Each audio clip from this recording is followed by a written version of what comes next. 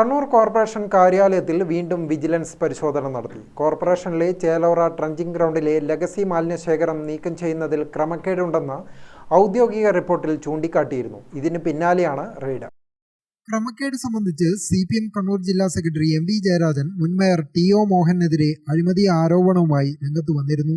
ഈ കാര്യത്തിൽ അടിയന്തര നടപടി വേണമെന്നാവശ്യപ്പെട്ട് ദിവസങ്ങൾക്ക് മുൻപ് നടന്ന കോർപ്പറേഷൻ കൗൺസിൽ യോഗം LDF അംഗങ്ങൾ ബഹിഷ്കരിക്കുകയും ചെയ്തിരുന്നു. ആരോപണങ്ങൾ ഇപ്പോഴും പുകഞ്ഞു നിൽക്കുന്ന സാഹചര്യത്തിലാണ് വിജിലൻസ് റെയ്ഡ് നടന്നത്. ചൊവ്വാഴ്ച രാവിലെ 11 മണിയോടെയാണ് വിജിലൻസ് കണ്ണൂർ യൂണിറ്റ് CI സുനിൽകുമാറിന്റെ നേതൃത്വത്തിൽ പരിശോധന തുടങ്ങിയത്. വിജിലൻസ് സാമ്പത്തിക വിഭാഗവും അന്വേഷണത്തിൽ പങ്കെടുത്തു. എഞ്ചിനീയറിംഗ്, റവന്യൂ, ആരോഗ്യ വിഭാഗം എന്നിവിടങ്ങളിൽ നിന്നുള്ള ഫയലുകളാണ് പരിശോധിച്ചത്.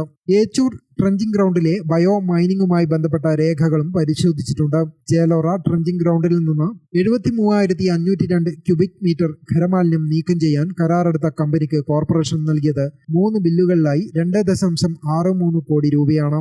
എന്നാൽ കോഴിക്കോട് NITയുടെ പരിശോധനയിൽ 24,042 ക്യൂബിക് മീറ്റർ മാലിന്യമേ നീക്കിയിട്ടുള്ളൂവെന്ന് കണ്ടെത്തി. ഇതിന് കോർപ്പറേഷൻ നേരത്തെ നിശ്ചയിച്ച നിരക്കിൽ നൽകേണ്ടത് 86.07 ലക്ഷം രൂപ മാത്രമാണ്. എന്നാൽ 1.77 കോടി രൂപ അധികം നൽകിയതായാണ് കണ്ടെത്തിയത്. കോർപ്പറേഷൻ കൗൺസിൽ യോഗത്തിൽ വികസന സ്ഥിരം സമിതി ചെയർമാനടക്കം ചേലോറയിൽ നടന്നത് വൻ അഴിമതിയാണെന്ന ആരോപണം ഉന്നയിച്ചിരുന്നു. ഗ്രാമിക ന്യൂസ്, കണ്ണൂർ.